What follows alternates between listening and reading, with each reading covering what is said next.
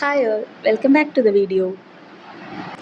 Recently ഞങ്ങൾ ആസാമിലോട്ട് താമസം മാറിയ സമയത്ത് നാട്ടിൽ നിന്ന് സാധനങ്ങളൊന്നും കൊണ്ടുവന്നിട്ടുണ്ടായിരുന്നില്ല. അതായത് പേഴ്സണൽ ഐറ്റംസ് മാത്രമാണ്, ഡ്രസ്സ്, പിന്നെ വർക്കിന് ആവശ്യമുള്ള ലാപ്ടോപ്പ്, അങ്ങനത്തെ സംഭവങ്ങൾ മാത്രമാണ് നമ്മൾ നാട്ടിൽ നിന്ന് വരുമ്പോൾ കൊണ്ടുവന്നിട്ടുണ്ടായിരുന്നത്. അപ്പോൾ നമ്മൾ ഇവിടെ എത്തിയതിന് ശേഷമാണ് ഒരു വീട്ടിലേക്ക് വേണ്ടുന്ന സാധനങ്ങളാണെന്നുണ്ടെങ്കിലും അല്ലാതെയുള്ള ഐറ്റംസ് ആണെന്നുണ്ടെങ്കിലും വാങ്ങിച്ചിട്ടുണ്ടായിരുന്നത്. അപ്പോൾ ബഡ്ജറ്റ് ഫ്രണ്ട്ലി ആയിട്ട് നമ്മൾ സാധനങ്ങൾ നോക്കി എവിടെ കിട്ടും എന്നൊക്കെ അന്വേഷിച്ചപ്പോഴാണ് മനസ്സിലായത്, എന്താ പറയുക, ബാംഗ്ലൂരിലൊക്കെ ഡി മാർട്ട് എന്ന് പറഞ്ഞിട്ടൊരു ഓപ്ഷൻ ഉണ്ടല്ലോ. അപ്പോൾ അതുപോലെ എന്തെങ്കിലും അവൈലബിൾ ആണോ എന്ന് നോക്കിയപ്പോൾ നമുക്ക് വി മാർട്ട് എന്ന് പറഞ്ഞിട്ടൊരു ഓപ്ഷൻ ഗുവാഹട്ടിയൊക്കെ ഉണ്ട്. അപ്പോൾ നാൽബാടി എന്ന് പറയുന്നത് ഏകദേശം ഉള്ളോട്ടുള്ളൊരു എന്താ പറയുക, അത്യാവശ്യം ടൗൺ അല്ലാത്തൊരു ഏരിയ ആണ്. അപ്പോൾ അവിടെ അവൈലബിൾ ആണോ എന്നറിയില്ല, എന്നാലും നമ്മൾ സെർച്ച് ചെയ്ത് നോക്കിയപ്പോഴത്തേലും വി മാർട്ട് ഉണ്ടെന്ന് മനസ്സിലായി. അങ്ങനെ നാൽബാടിയിലുള്ള വി മാർട്ടിൽ നിന്നാണ് ഞങ്ങൾ സാധനം വാങ്ങിച്ചിട്ടുണ്ടായിരുന്നത്.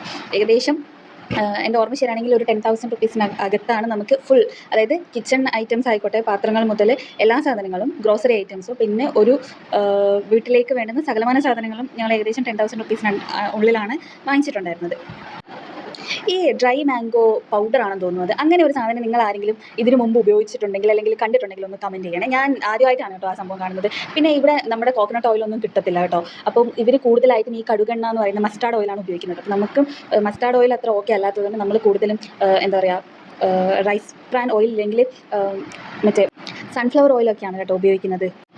അത്യാവശ്യം നല്ല ചെരുപ്പുകൾ, പിന്നെ ഡ്രസ്സ്, അതിപ്പോൾ ക്രോപ്പ് ടോപ്പ് ആണെന്നുണ്ടെങ്കിലും അല്ലാതെ അത്യാവശ്യം എന്താ പറയുക ഗ്രാൻഡ് ആയിട്ടുള്ള ഡ്രസ്സുകളാണെന്നുണ്ടെങ്കിലും ഇവിടെ അവൈലബിൾ ആണ് കേട്ടോ. ഇതിനൊക്കെ ഏകദേശം എന്താ പറയുക 199, 299 ആ റേഞ്ചിലൊക്കെയാണ് നമുക്ക് സാധനങ്ങൾ കിട്ടുന്നത്. ആസാമിലുള്ള ഏതെങ്കിലും മലയാളീസ് എൻ്റെ ചാനൽ കാണുന്നുണ്ടെന്നുണ്ടെങ്കിൽ ഒന്ന് കമൻറ്റ് ചെയ്യണേ. ഇവിടെ വന്നിട്ട് മലയാളികളെ കാണാൻ പറ്റാത്തതിൽ ഭയങ്കര വിഷമമായിരുന്നു കേട്ടോ. അങ്ങനെ ആ വിഷമം അങ്ങോട്ട് മാറിയത് കമാക്യ ടെമ്പിളിൽ പോയ ആ സമയത്ത് ഒരു മലയാളീസിന്, അവർ ഗുവാഹട്ടി എങ്ങാണ്ട് ഉള്ളതാണ്. അപ്പം അവരെ കണ്ടു, കുറച്ച് സമയം സംസാരിച്ചു. അപ്പം ആദ്യമായിട്ടാണ് ആസാമിൽ വന്നതിന് ശേഷം ഒരു മലയാളീനെ കാണുന്നത്. എന്തെങ്കിലും അഭിപ്രായങ്ങളൊക്കെ ഉള്ളവർ കമൻറ്റിലൂടെ പറയാം കേട്ടോ. ഇനി വരുന്ന വീഡിയോകളിൽ അതൊക്കെ തിരുത്തിക്കൊണ്ട് ഞാൻ വീഡിയോ ചെയ്യുന്നതായിരിക്കും. അപ്പോൾ ഇന്നത്തെ വീഡിയോ അത്രയേ ഉള്ളൂ. എൻ്റെ ചാനൽ ആദ്യമായിട്ട് കാണുന്നവർ ഈ ചാനൽ ഒന്ന് സബ്സ്ക്രൈബ് ചെയ്ത് കമൻറ്റ് ചെയ്ത് ലൈക്ക് ചെയ്ത് എന്നെ സപ്പോർട്ട് ചെയ്യണേ. നെക്സ്റ്റ് വീഡിയോ ആയിട്ട് വീണ്ടും കാണാം. ടാറ്റാ, ബൈ.